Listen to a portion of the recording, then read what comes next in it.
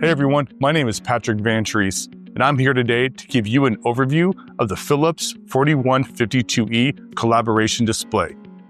The 4152E is Google EDLA certified and integrates with Google's ecosystem of apps, tools, and features on the Android 14 operating system.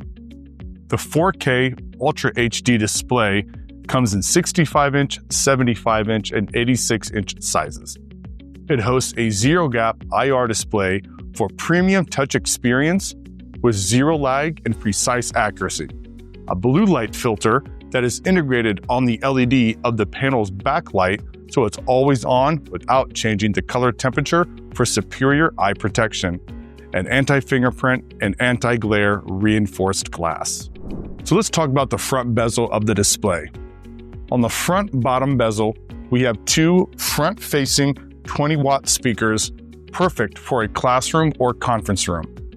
Starting from left to right, we have the power button to turn the display on or put it in standby mode, which just turns off the backlight, the mute button, volume down, volume up, the input button to change the source, the home button to bring you back to the home dashboard screen, and the remote control sensor and power status indicator, green when it's on and red when it's in standby mode. If you wish to restart the display, hold down the power and volume up button at the same time and a window will appear. On the left side of the front bezel, we have 4 ports for easy connectivity. We have our USB port for storage devices, a USB-B port for the touchback experience when connecting your device, USB-C that supports display and touch functions for that one cable device control experience. That port is also 65 watts, so it can charge that device at the same time, and an HDMI port for all video and audio input, and when used in conjunction with the USB-B port, it provides the video and touchback experience to control a device from the display screen. Here in the middle, we have our NFC card reader that I will review in a separate video. On the back side of the panel, on the side of the display, we have 6 connections. Starting with the top 2, we have our IR in and out connections that produces the signal for the loop-through function, a micro USB port, 3.5mm audio out, RJ45 in and out, and our expansion slot that houses one of our USB 3.0 ports for our included Wi-Fi adapter. Next to the ports on the side of the display, we have our OPS slot for any standard OPS PC for your additional computing needs. On the back of the display, facing down, we have 10 more connection points. Starting from left to right, we have our SPDIF for digital audio output, HDMI in for ports 1 and 2, another USB-C port that also supports display and touch functions, HDMI out, 2 other USB 3.0 ports, another USB port for touchback to your device, and RS-232 in and out for the loop-through function. Near the bottom middle of the display is where you can find the 4152E's AC power input from the wall outlet and main power switch. You can find the Visa grid below for each display size for mounting purposes. Notice the 4 handles in the back that supports easy lifting and the magnetic sides for stylus placement. Philips designed the 4152E to mimic an Android tablet as closely as possible. We were striving to provide the user with a familiar experience for anyone that has a past of being or currently is an Android user. Not an Android user? No problem. We designed it to be the easiest panel to navigate, simple to customize, and several features and tools accessible with just a few swipes. So from the home screen, swipe up from anywhere and it reveals all the apps you have installed on your panel. When you swipe down, it opens up the quick settings, where you have a layout of tools that you can customize on the left and see all notifications on the right. When you swipe to the right, it opens up the Google app, where you can have a Google search bar at the top, different widgets and things that you can customize based on your profile preferences, and then links and suggestions of articles and things going on the internet in your part of the world. Now, when I swipe to the left, it really doesn't do anything. This is because that's how you open up additional pages on the home dashboard. So if I want to take an icon out of the app menu, I can slide it over here and create a second page. So if you want to add several icons or widgets to an additional page, that's how you accomplish that. You come back to the home screen. If you do a long press anywhere, it brings out the wallpaper and style, widgets, and home settings that Google provides for you to customize your 4152E experience. Here on the home dashboard screen, you'll notice a white circle here towards the bottom. That is our home navigation button. If you do a long press on it, you can move this anywhere you would like on the screen. So should it be covering up an area you want to touch or access, a simple long press and a drag will move it out of the way for you. When you touch it, you will see 7 icons pop up. You have the X icon on the far left, that will just exit out of the menu. The home icon, which will bring you back to the home screen. You have the square with the arrow that will change all your different inputs. You have the pen icon that enters annotation mode that I will touch on later on. You have the gear icon that will take you to the display settings. And you have the wrench icon that will show a snippet tool for you to take a screenshot of whatever is on the screen and then customize that image by cutting it down or shaping it any way that you want. And last but not least, on the far right side, you have the eye icon, which will bring up all the information like the firmware version, serial number, and other things on the display. So here on the bottom right of the home dashboard screen, you will see 3 icons. You have an arrow, a circle, and a square. Sometimes when you're in an application, they might disappear. A simple swipe up from the bottom will make them reappear so you can access them. The arrow, when touched, takes you back to the previous screen, the previous option.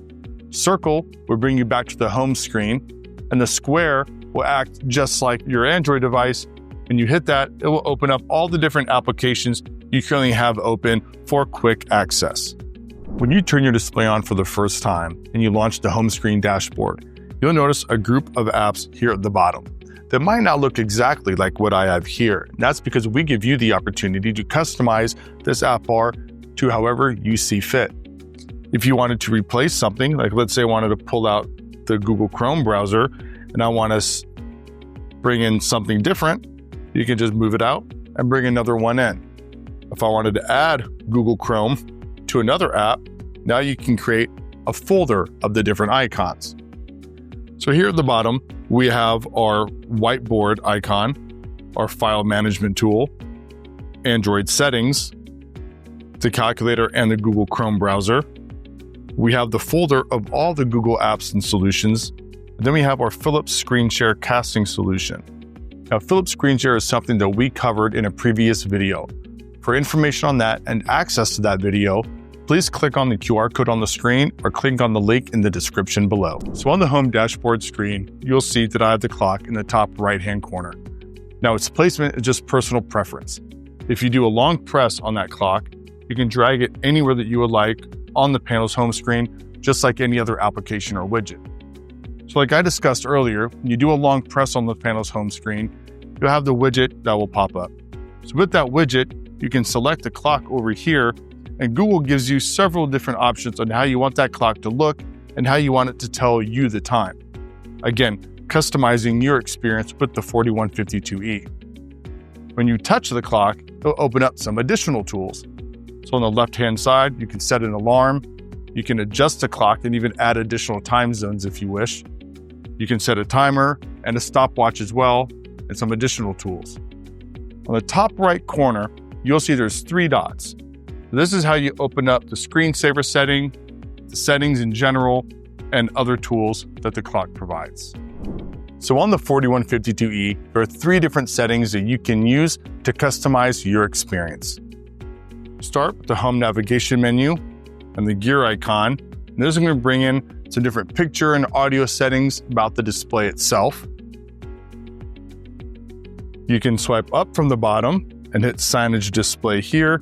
This is going to go into some of the system settings on the display. And then here at the bottom, you also have the Android settings. Now, Google provides a lot of different tools and ways to, again, customize your experience with the Android and Google integration. However, I highly suggest that you work with your IT administrator or IT director before changing any of the settings that we discussed today. So the first feature I want to touch on is under System. There's two things here that I want to make sure that you're aware of. First one is System Update. This is where the end user can log in, access the Android settings, and check to see if their operating system or their display has an update available. You simply click on the blue button at the bottom. It's going to run a quick search to see. As of today, I already know that there is no update. Right now, I do have the latest version, but should the time come where there is an update available, that's an easy way to check to see if you're on the right version and how to update to the newest version. The next feature is the multiple users. This is where your admin has the ability of allowing multiple users onto the display. Google sets a limit of 5 users on our interactive flat panel, and this is where you can have 5 different users logged in under their account. So when they log in or log out, all their information pops up, their Google Drive, their Gmail, their calendar, all those things integrate when accounts switch and a new person logs in. Now, when they do log in, they have the option of choosing their screen lock, or pretty much how they log into the panel. So right now, I don't have anything on here, but if I hit set screen lock, it gives me 5 options of how I would like to proceed. I can choose not to have a password and that anybody just sign in without entering anything. I can have a swipe, I can do a pattern, I can do a PIN, or a password. So you have a lot of different options on how you want to log into your account and what's needed for you to access different things on the panel. In the Android settings, we reviewed how you can manage the group of users logged into the panel. I want to show you a quick way that you can access that without going through the Android settings. So when you swipe down to access the quick settings, down here at the bottom, you will find on the left a user icon. You click on that. Now it's going to show you all the different users that are currently signed into the panel. In this case, you have the owner or the admin on the panel, but you also have another user named Chris. You can enter into guest mode, or you can add additional users right here. So you can have as many of 5 users onto the panel. If you need more than 5, you simply delete a user and add a new one as you need. The last Android setting I want to touch on is accessibility. You click on accessibility, there are 2 things you can leverage here. First, I like to talk is the talkback feature, which allows you to use the device without seeing the screen. Essentially, it will read anything that's on the screen out to you for people who do have difficulty seeing the screen. The second feature is select to speak. So this is an overlay over anything that's on the panel, and there's a little shortcut that can pop up on the side when enabled, where you can actually draw over specific words that are on the screen or free handwriting, so it will read that out loud to you. So again, great features for anybody that might be visually impaired. The Whiteboard application is the most popular tool on our 4152E. It's the tool that provides the end customer the full freedom of annotation and content manipulation, where you can really take your lesson plans or your designs to the next level. So you open up the Whiteboard, you're going to find the blue icon here on the very bottom left. You touch that, you have a lot of different options that come up. You might even have a different background color. So to start off here in the middle, again, you have a lot of icons lined up. Here is where you can choose which color, the thickness of the drawing or the stylus, and different types of markers you have available. You can even custom create your own color as well. So each display comes with a dual tip stylus. You have a skinny end and you have a fatter end. Now, I can select the skinny end to be, let's say, red, and the fatter end to be black. So when I draw here, it's red, flip it around, and you can draw something else in black. Again, you have a lot of different options when it comes to different markers and different tips, tip thicknesses, colors, create your own color, and even palm rejection. So when you turn on the palm rejection, what you can do now is you can put my fist on there and draw at the same time. So it does not read your fist as it's touching the panel. Now, when palm rejection is turned off, instead of accessing the next tool, which is our eraser tool, you can just take your fist and you can erase anything that's on the panel. Hit the undo to put that back. The next is you have the eraser tool. Now you have options on how you want to erase your content. You can select it on the far left where you just take the pen and you erase. You can select the one with the dotted lines to circle content to bring it back up. Or if you want to clear the entire screen, just grab the bar and slide it over to the right. The next tool is our selection tool. So anything that's on the screen, you can circle around it. You can touch this on top. You can manipulate it and turn it around. You can grab any of the corners. You can make it smaller. You can make it larger. You can also use your hand. You can pinch it to make it smaller or larger. You have copy options. You can't really see it too well, but here I can actually change the color of that. If I want to change it to red, or if I want to change it to another color, let's say blue, you have the option of doing so. You can copy, you can delete it, and other features as well. You do have an undo and redo feature here at the bottom. So if I mess up or something, I can hit undo, turn it back to what the last thing was, or hit redo and move forward again. The next tool in the toolbar is what is now labeled as single point. So that means with the one finger, I can draw on it. Two fingers will move the content around.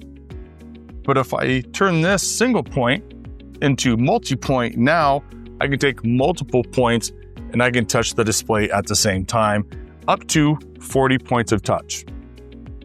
Touch that again to go back to single point, so I can draw with one finger and again move it around with two fingers. Let me clear this. So the next tool is the insert button. A lot of different things here that you can add and bring into the display.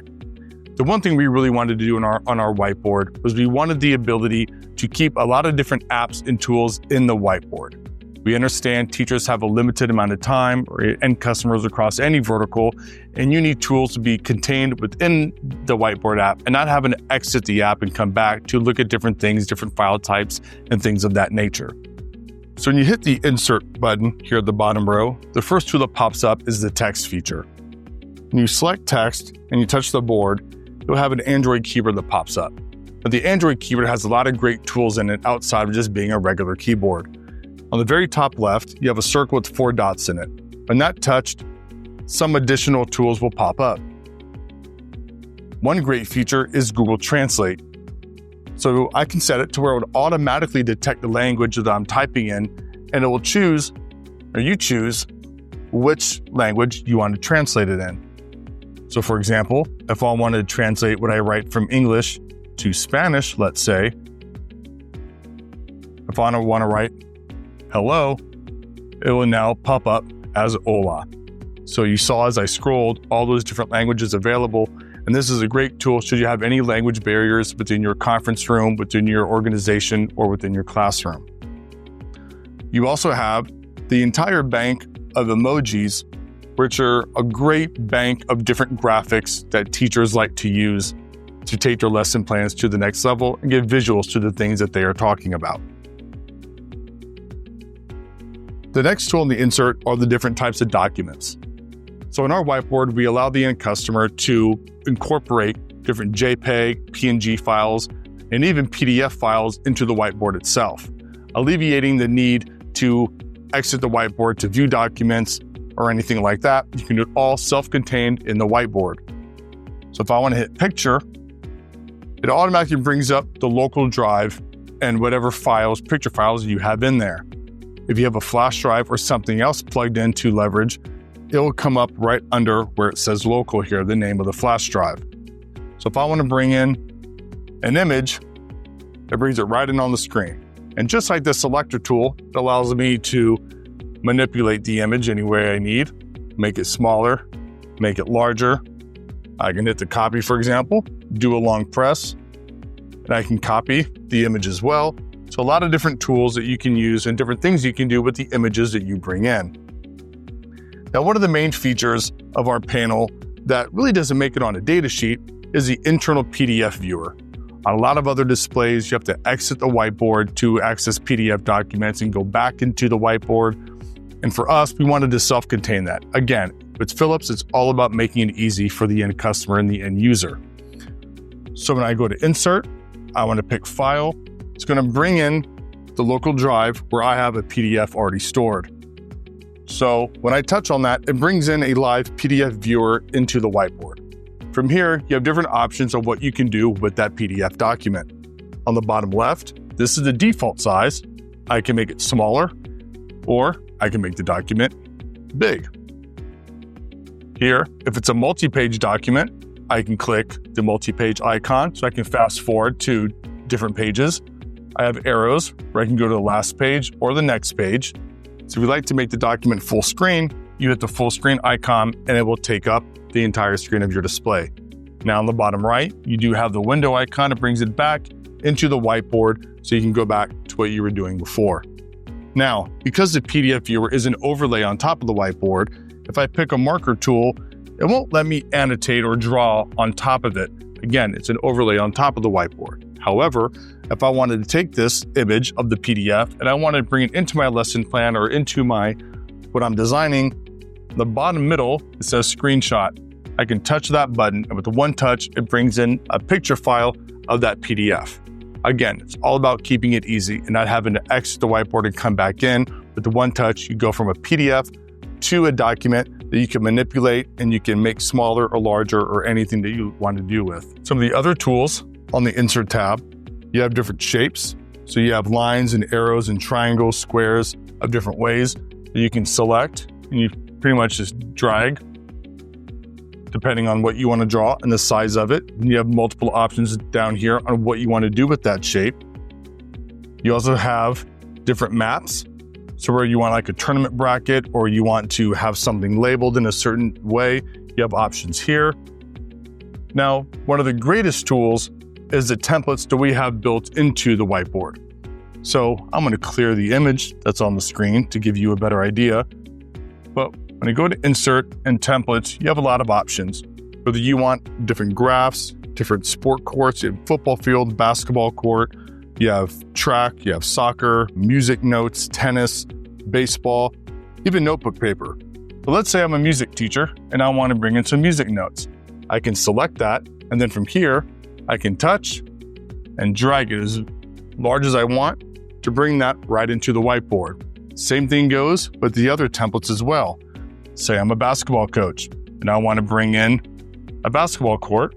Same thing, I select the basketball court, I drag, I drop to make it large, and now I have the ability to select a marker, and now I can sit here, draw my X's and O's and things like that. Clear the screen. The last thing you have on the Insert is the Smart Form.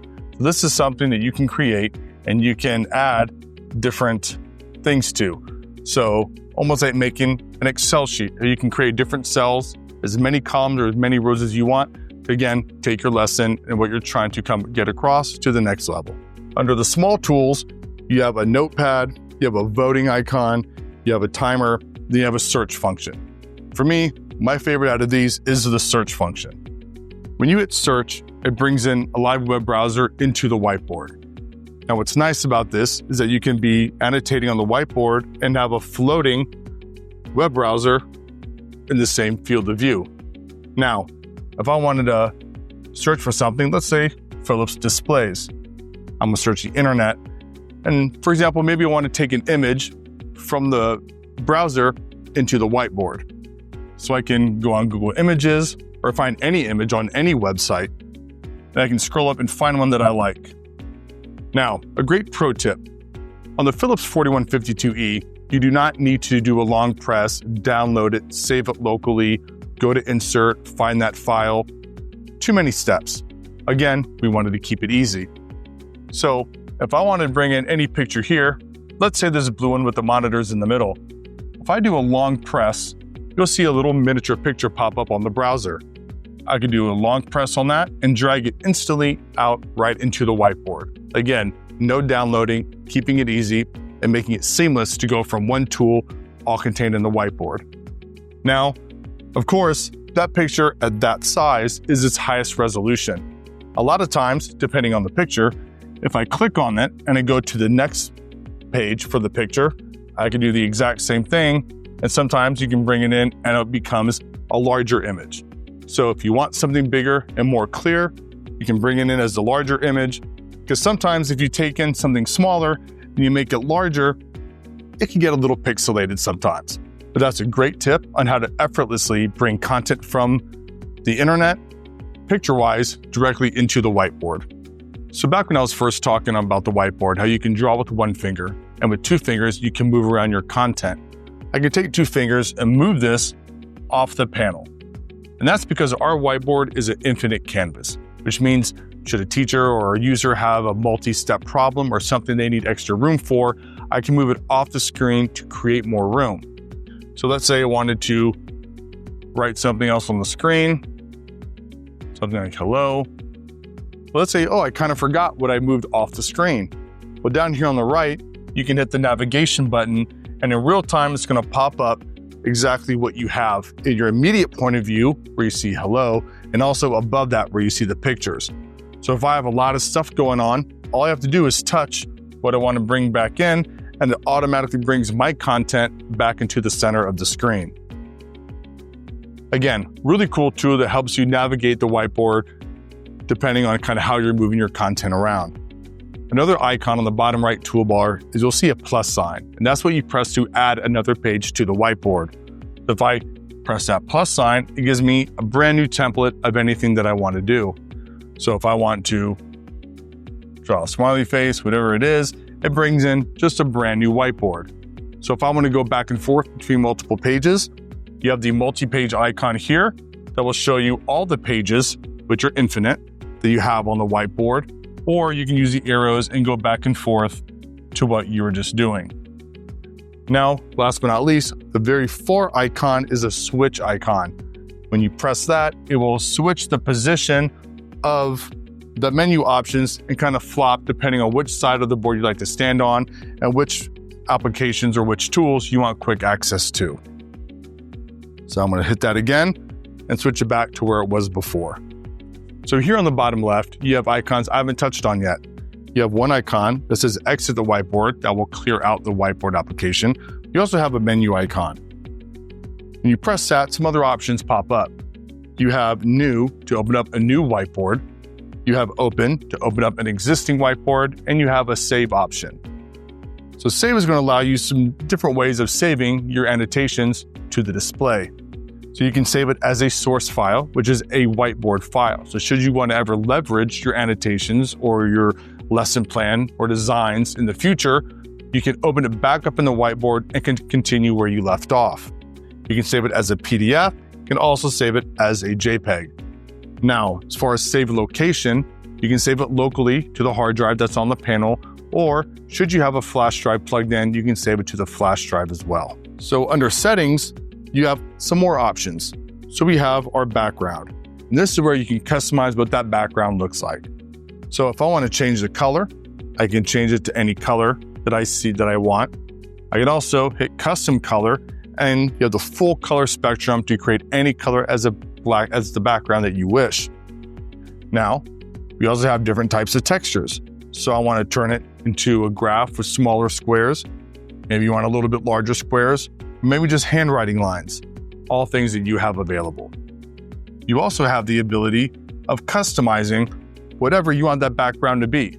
So, for example, in the education vertical, you have a lot of teachers who like to upload different worksheets, fill in the blanks, word searches, and things like that allow them to put that at the background to let students come up and annotate and draw over whatever it may be.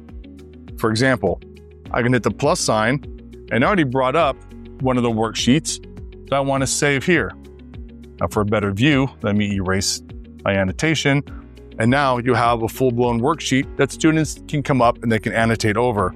So I select a pen, I fill this in, put in my name, teacher can annotate over it. It takes the place as whatever color you want as the background. Even though it's an image, it acts just like changing the colors. So if I wanted to go back to the menu, background, and change it to a different color, I have the ability to do so. Now also, here in the menu option, you also have splicing settings. So splicing is a feature we have on our whiteboard where you can take up to 3 different panels, connect them together as long as they're all on the same network, They will connect when whiteboard mode is open. So it kind of acts like a multiple monitor desktop, where I can take content from one display and I can slide it off the screen onto another display. So figure several 65, 75, or 86-inch panels. You can put multiple together and take content and shift it back and forth onto any display. Something else that we have under the menu is our stylus settings. Here, we have 2-color or 4-color stylus settings. Since the one we provide is a dual tip, you can program 2 colors. You can get 2 other pens of different thicknesses and apply 2 additional colors to those. It will require a third-party stylus that has different sizes as ours, but it is something and a feature that is available on the display. And last but not least, we have the advanced settings. So this is where you can open up and you can add additional features to the whiteboard. You can enable wireless printing from the panel. You can enable a QR code for saving. You can also disable or enable the local storage. And you can set up email as well, where you can set up an email account into the whiteboard. So if you take anything, you want to email it out, you have all that set up and you can send that out to wherever you like to email your content to. The last saving tool we have is our QR code. When enabled, you touch the QR code icon, QR code will pop up on the screen, allowing the user to scan that QR code, therefore taking any content that's on the screen directly to their smart device. Now, the key here is that your smart device and the panel have to be on the same network for that to work. So what you'll do is you'll get on your camera, I will scan that QR code, and then in real time, you will see the content that we just created pop right up on your smart device. And from here, it's up to you. I can take it, send it out, I can save it. Whatever you can do on your smart device, you can now save it as a picture file and do with it as you please. Now, scanning the QR code does not require any custom application. You simply open up the camera app that is on your smart device, scan it, and you'll be good to go. Another great feature is how Google integrates their AI tools directly into our whiteboard. So you can leverage Google Assistant and Google Gemini. Let me tell you how. First, let me draw something on the panel. Let's do something funny.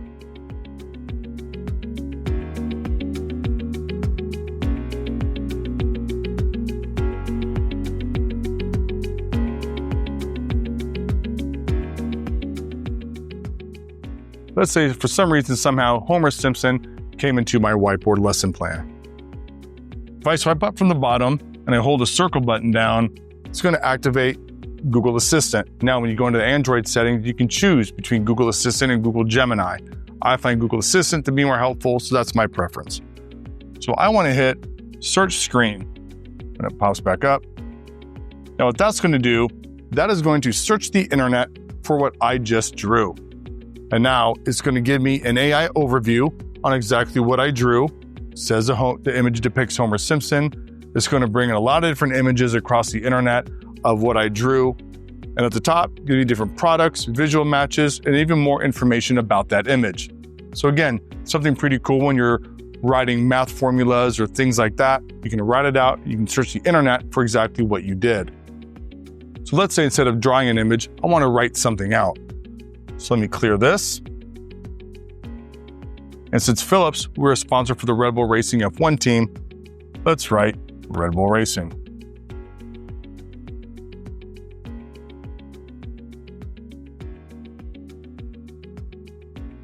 So if I want to bring up the Google Assistant, I open that up, and now I hit Search Screen. Even though before I drew an image, now I wrote something out. So it's going to read exactly what I wrote, and again, give me a full overview on Red Bull Racing and anything Red Bull related. You can also take it a step further, where you open up Google Assistant again. You can actually translate. So I can hit Translate, and now it's going to take exactly what I just wrote out, as it give me the option of translating it from English to, let's say, Spanish again, what that looks like.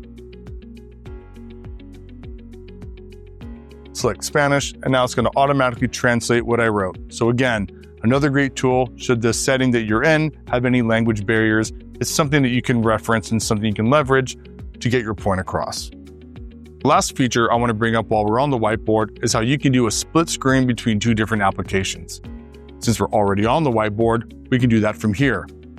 So what I want to do is I want to have the whiteboard on one side and I want to have the internet browser, Chrome browser, on the other side.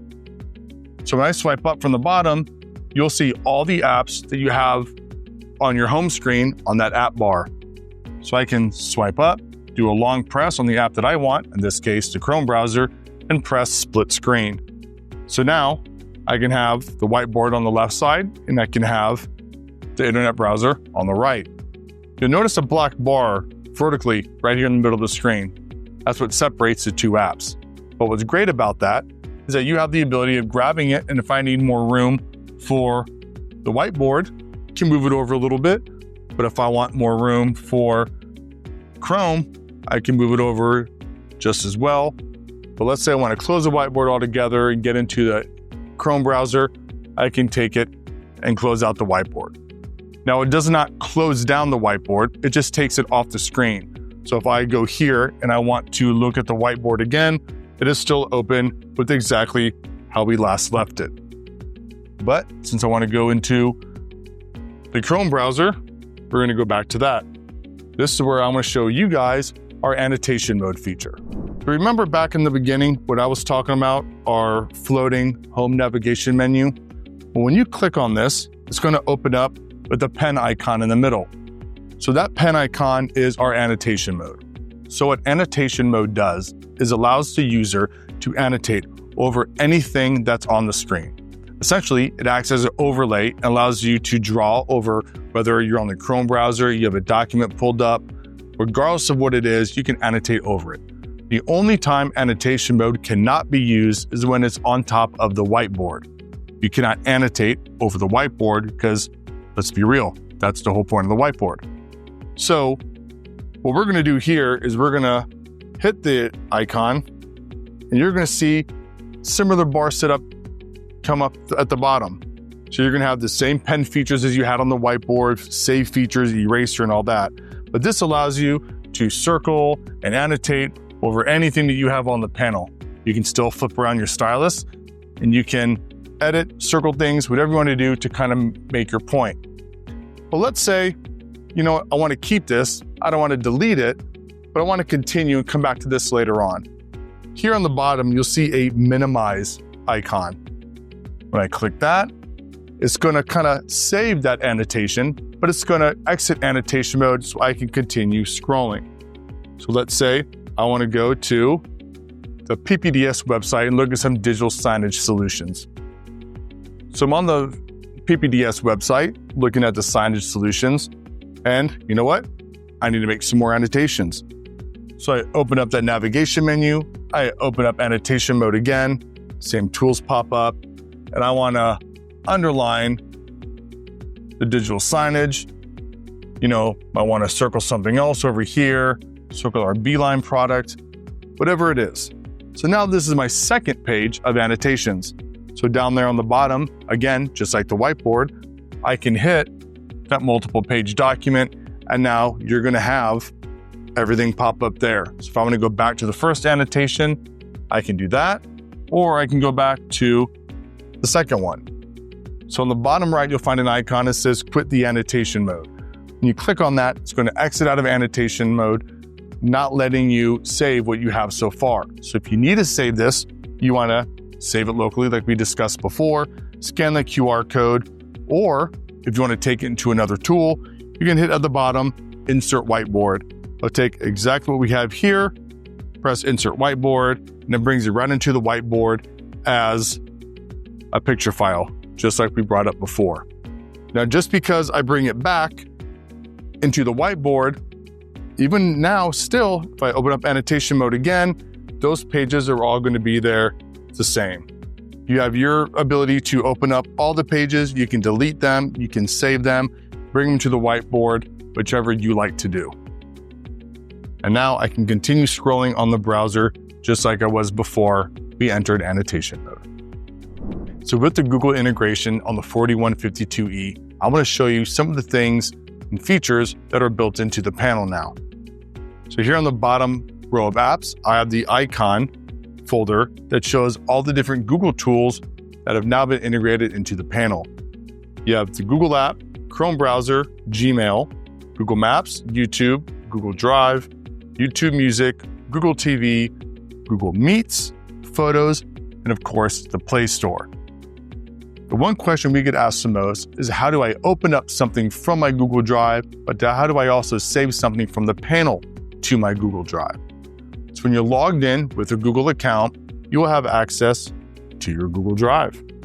So from here, you can come home, and let's say I want to upload an image that I have loaded onto the panel. Well, here on the top left, you'll see that plus sign. I hit the plus sign, and I hit upload. It's going to automatically bring up all files that I have stored on the local hard drive of the panel. So let's say I want to upload this image. It says your one file is being uploaded to your drive. So give it a second. I want to click down in Files, and here it is. It's going to pop up right here. So now when you access your Google Drive from another device, from another location, you will now have anything that you stored there right here.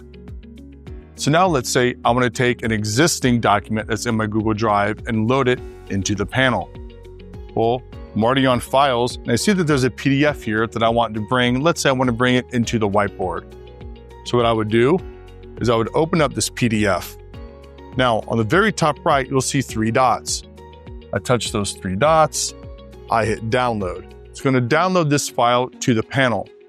I go into the Whiteboard, I hit Insert, and I find where this file was saved, and I open it up and access it just like we did before for the different picture files and also PDF documents. On behalf of Philips, I want to thank everyone for joining me today in demonstrating the great tools and features our 4152E collaboration display has to offer. For more information, please go to ppds.com or send us an email at the address in the description below. If you enjoyed this tutorial, don't forget to drop a like, comment, or subscribe to stay up to date on how Philips displays without limits. Take care.